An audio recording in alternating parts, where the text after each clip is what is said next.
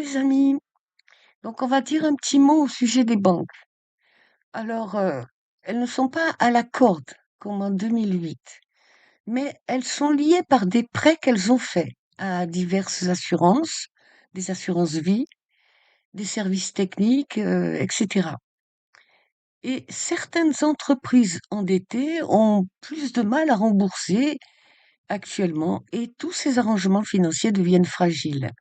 Donc les pertes peuvent se transmettre d'un secteur à l'autre, d'où les rebonds et indirectement chez nous de grandes banques que nous connaissons bien, qui sont solides, mais là où ça coince quand même un petit peu, ce sont les blocages ponctuels quand les gens veulent retirer, ou bien l'allongement des délais que prennent les paiements conséquents, ou la demande d'un crédit, et même tout simplement juste un découvert. Ça commence à devenir tendu. Il faut savoir que dans certains cas aussi, parmi les placements qu'on vous propose, la dette finit transformée en action parce qu'elle ne peut plus être remboursée normalement. C'est très très important de savoir qu'une dette actuellement peut être transformée en action parce qu'elle ne peut plus être remboursée normalement. En bref, nous, on ne verra rien de probant. Tout ça, c'est dans les arrière-boutiques. Sauf que on voit les délais, les rétentions, les difficultés de crédit et les propositions de placement un peu bidons pour attirer l'épargne. C'est un imbroglio dont nous sommes assez près de faire les frais. Et il est sage donc d'avoir un peu de cash, avoir deux banques pour ne pas dépendre d'une seule qui serait trop engagée.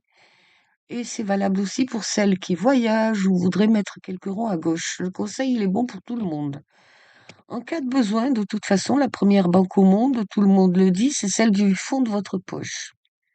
Ailleurs, où que ce soit, vous aurez rarement le dernier mot. Je vous donne l'exemple de l'une de nos amies ici, c'était lors du Covid, et le banquier, tenez-vous bien, ne pouvait pas lui délivrer son retrait car le sas de la banque était trop petit. Le banquier ne pouvait pas lui délivrer son retrait car le sas de la banque était trop petit. Vous imaginez ce que même les directeurs de banque sont subissent de pression de la part de leur hiérarchie. Alors, le prétexte là était une histoire de masque, mais c'est bidon. Et enfin voilà quoi. Parmi les précautions à prendre, tout le monde donne donc désormais le conseil d'acheter par exemple une pièce. Mais sans être riche, il y a 2 ou 3 ans, nous pouvions faire l'effort d'acheter une pièce d'argent à 30 euros. L'idée, c'était de garder cette pièce comme une sécurité. En cas de besoin urgent, je vous disais de la déposer au crédit municipal pour obtenir un prêt qu'on appelle sur gage et qui souvent constitue la moitié de sa valeur. Donc ce n'est pas beaucoup, mais quand on n'a personne sur qui compter ou qu'aucun découvert n'est possible, cette solution peut rendre un véritable service. Euh, Aujourd'hui, avec les prix qui s'affichent, la différence entre un achat et celui auquel les boutiques rachètent les pièces devient très importante.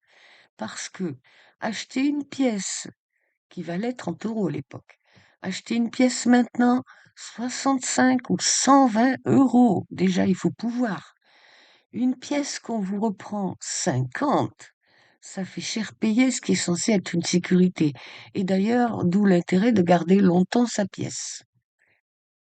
Pourtant, l'idée reste valable si on veut absolument avoir quelque chose de concret et dispo tout de suite devant un coup dur. Je sais pas, vous pouvez tenir un mois avec une baguette de pain par jour à raison d'une pièce.